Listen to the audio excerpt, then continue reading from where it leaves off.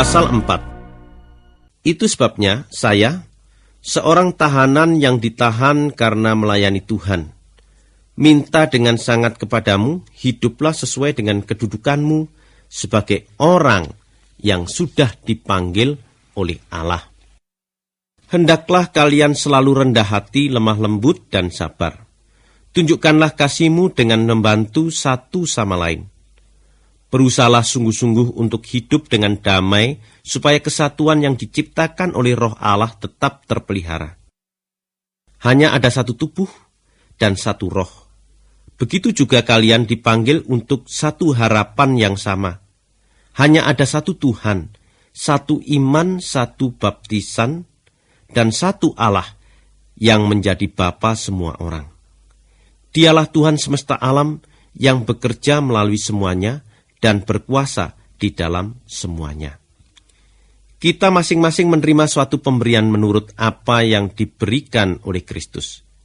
Dalam Alkitab tertulis, ketika ia naik ke tempat yang tertinggi, ia membawa banyak tawanan, dan ia memberi pemberian kepada manusia. Nah, kalau dikatakan ia naik, berarti ia mula-mula sudah turun sampai ke tempat yang serendah-rendahnya di bumi ini. Dan ia yang sudah turun itu, ialah juga yang naik sampai ke tempat yang jauh lebih tinggi dari segala langit, sehingga seluruh alam semesta terisi dengan kehadirannya. Ialah yang memberi pemberian-pemberian kepada manusia. Sebagian diangkatnya menjadi rasul, yang lain menjadi nabi, yang lain lagi menjadi pemberita kabar baik itu, dan yang lain pula diangkatnya menjadi guru-guru dan pemelihara jemaat. Ini dilakukannya supaya umat Allah dilengkapi sepenuhnya agar dapat melayani Tuhan dan membangun tubuh Kristus. Dengan demikian kita semua menjadi satu oleh iman yang sama dan pengertian yang sama mengenai anak Allah. Dan kita menjadi orang-orang yang dewasa, yang makin lama makin bertambah sempurna seperti Kristus. Maka kita tidak menjadi anak-anak lagi yang terombang-ambing dan terbawa-bawa ke sana kemari oleh arus bermacam-macam pengajaran dari orang-orang yang licik. Mereka menyesatkan orang dengan tipu muslihat mereka. Tidak, sebaliknya kita harus menyatakan hal-hal yang benar dengan hati penuh kasih, sehingga dalam segala hal kita makin lama makin menjadi sempurna seperti Kristus yang menjadi kepala kita.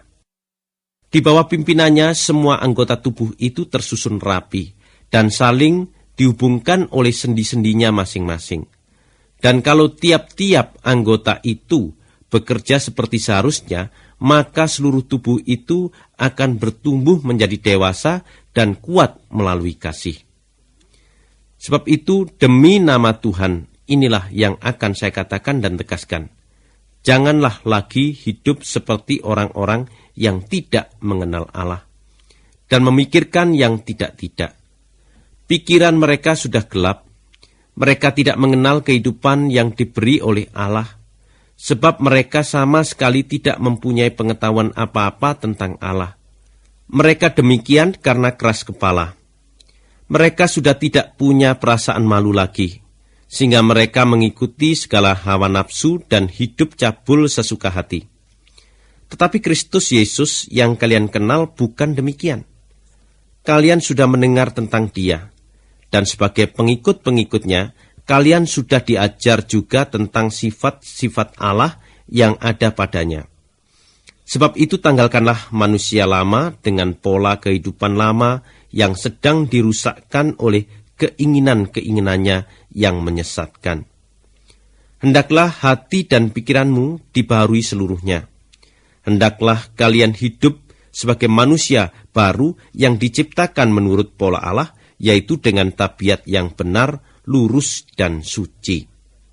Karena itu, saudara-saudara semuanya, jangan lagi berdusta. Berlakulah jujur yang satu kepada yang lainnya, sebab kita semua adalah sama-sama anggota tubuh Kristus. Kalau kalian marah, Janganlah membiarkan kemarahan itu menyebabkan kalian berdosa. Janganlah marah sepanjang hari, supaya iblis tidak mendapat kesempatan. Orang yang biasa mencuri harus berhenti mencuri. Sebaliknya, ia harus bekerja supaya mendapat nafkahnya dengan jujur dan dapat menolong orang yang berkekurangan. Kalau kalian berbicara, janganlah memakai kata-kata yang kotor.